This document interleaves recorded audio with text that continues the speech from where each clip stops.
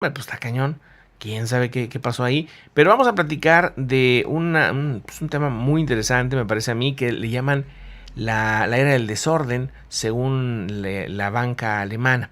Los analistas de este banco, del banco alemán, aseguran que ellos, en base a lo que ha estado pasando del COVID, en lo que ha sucedido en otras épocas, en otras décadas, en cuanto a crisis, en cuanto a comportamiento humano, en cuanto al comportamiento político, lo que ellos aseguran es que este año entramos en una época distinta, en una era distinta, en la que aseguran desde su punto de vista, ¿no?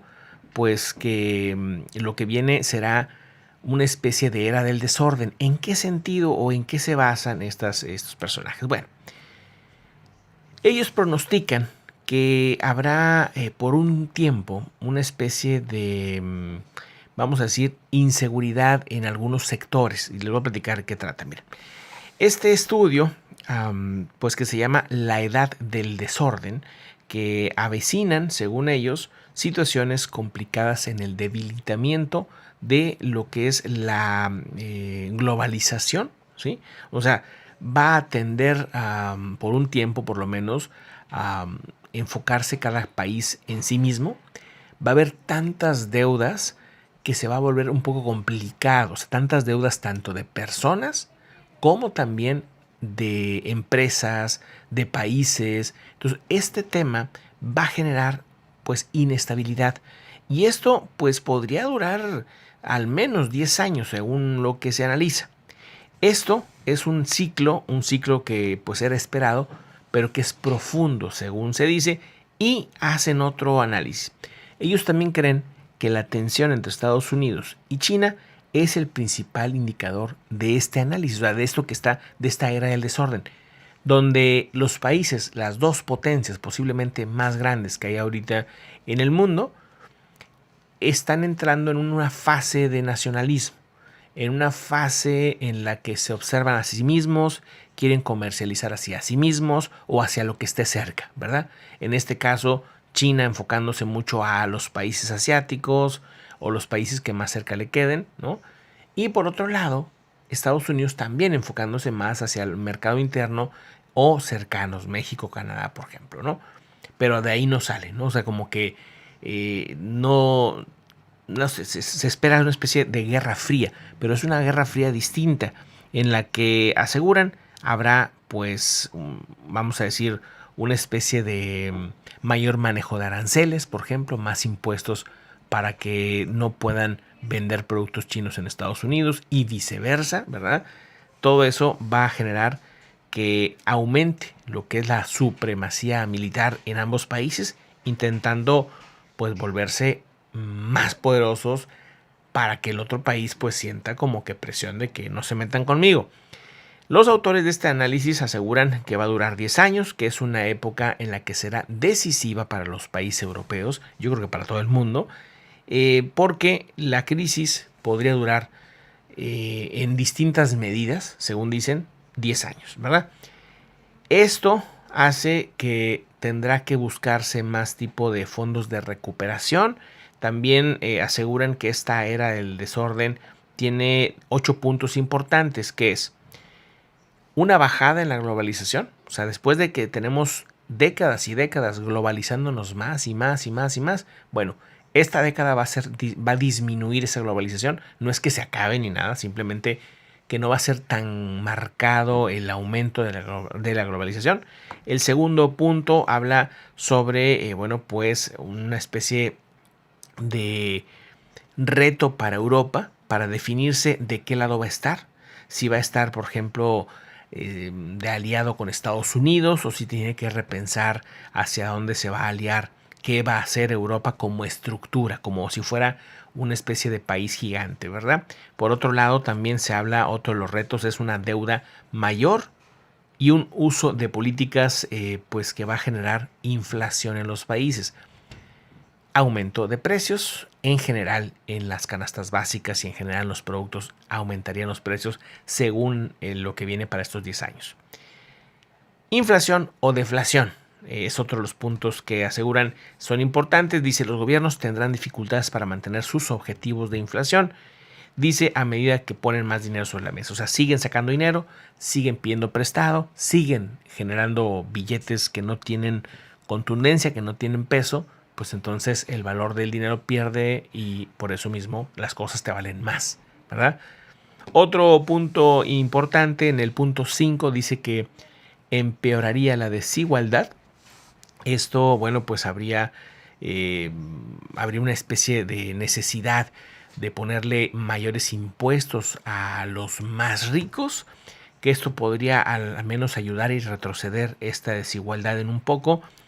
Hay la posibilidad de que si la desigualdad sigue subiendo, podría haber brotes de violencia en distintos países, sobre todo estallidos sociales, por ejemplo en Latinoamérica, en Asia y algunos lugares como Francia, como los chalecos amarillos, que ante una situación de más desigualdad habría más descontento y posibles focos o brotes de estallidos sociales. El punto número 6, aseguran que vendría una especie de ensanchamiento en lo que sería la brecha intergeneracional. Esto pues, ¿en dónde se ve? En las votaciones, amigos. O sea, en la que un grupo de jóvenes, otros de mediana edad o otros mayores, van a querer cosas distintas para sus países. Y entonces los políticos se van a empezar a enfocar a esos nichos. O sea, habrá diferencias muy grandes entre generaciones y generaciones, porque pues una cosa será lo que quieren la gente mayor, un país distinto, la gente digamos de mediana edad, la gente muy joven, pues van a querer cosas distintas y entonces podría haber una gran diferencia a la hora de la votación. Habría, vamos a decir, divisiones entre la población, pero desde el punto de vista generacional. Es un análisis que me parece que ya se está dando en Estados Unidos, por ejemplo. Tal vez aquí en México podría llegarse a dar próximamente. Por otro lado, se va a generar el penúltimo punto, se va a generar pues un gran debate mundial ante el tema del clima, porque habrán mayores problemas climáticos, se tendrán que dar mayores soluciones globales, los cuales no todos los gobiernos van a querer participar, pero este debate, que va a durar años, va a generar un deterioro en el medio ambiente. O sea que mientras estamos acá platicando, charlando, discutiendo de qué hacer para pues revertir todas estas situaciones climáticas, si es que se pueden hacer, pues va a seguir esto poniéndose más duro. Hoy en la noche a las 7:30, hoy tenemos en vivo a las 7:30, vamos a analizar un pronóstico científico que se hace respecto al clima para los próximos 20 años, próximos 10 y los próximos 20, ¿no?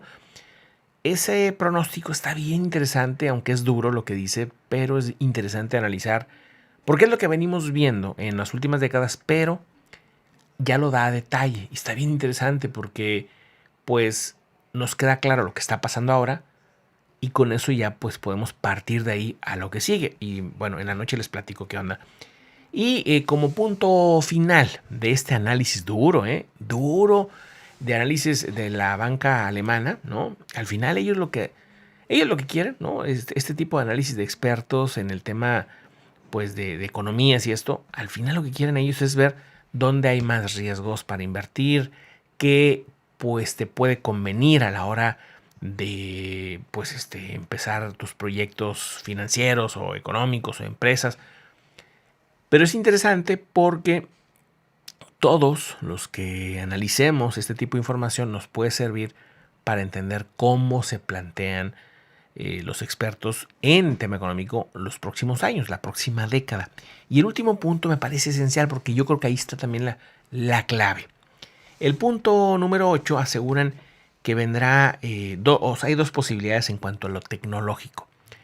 O viene una revolución tecnológica, o sea, un gran avance que, por ejemplo, se ve en los autos eléctricos, es impresionante. Se calcula que entre 5 y 10 años, más o menos, más de la mitad de las personas ya tendrán o un auto eléctrico o un auto híbrido. ¿Por qué? Porque se están abaratando los costos, porque cada vez hay más posibilidades de este tipo de automóviles. Y eso es un punto, pero está el punto de los celulares, de la tecnología, de las computadoras. Hemos visto cómo hace unas décadas, cuando empezaban los celulares, eran un tremendo lujo. A los poquísimos años ya pues veías tú que los celulares estaban en un amplio grupo de la sociedad. Pasaron otros poquitos años y era de que todos traían celulares, y no solamente celulares, sino que utilizaban ya smartphones y tablets. Y bueno, pues ahora es más bien algo común ver no solamente en los adultos, sino que jóvenes niños también. No es un smartphone por casa, sino es que es un smartphone por persona. Y esa situación ha ido cambiando porque se han abaratado los costos. Lo que antes era un lujo, cada vez será menos. Y ahora con esta idea de que pues el internet está en la canasta básica, los autos eléctricos que no pagan aranceles, la educación en casa en una buena parte de la sociedad por el tema de la pandemia, todo eso hace que al menos por ahora sí haya una revolución tecnológica. Ahora, la pregunta aquí y lo que ellos hacen como cuestión es si esto es una burbuja o si esto es verdaderamente una revolución tecnológica. Desde mi punto de vista, yo creo que no es una burbuja, aunque puede haber burbujas en ciertos sectores. Yo sí creo que hay una revolución tecnológica, ¿no? Porque no nada más avanza en las generaciones más jóvenes, sino que avanza en las generaciones que no estaban acostumbradas a esta tecnología y que se han ido acostumbrando. Y a los sectores que antes no tenían acceso, les interesa. Y no solamente les interesa, sino que están teniendo acceso. Entonces, vamos, estos nichos de grupos de personas que no tienen acceso por falta de recursos, pues ahora lo están teniendo y les interesa. Les interesa, están ahí, es visible, lo puedes claramente ver, y creo yo que eso es un tema en el que pues podría ser la diferencia. Mayor tecnología y bien encaminada puede traer mayor conocimiento, puede traer mayores oportunidades. Esperemos que por ahí venga una vertiente. Pero bueno, ahí está este análisis de la era del desorden, le han llamado, así le han dicho, así le han llamado los de la banca alemana, ¿no? ¿Qué les parece?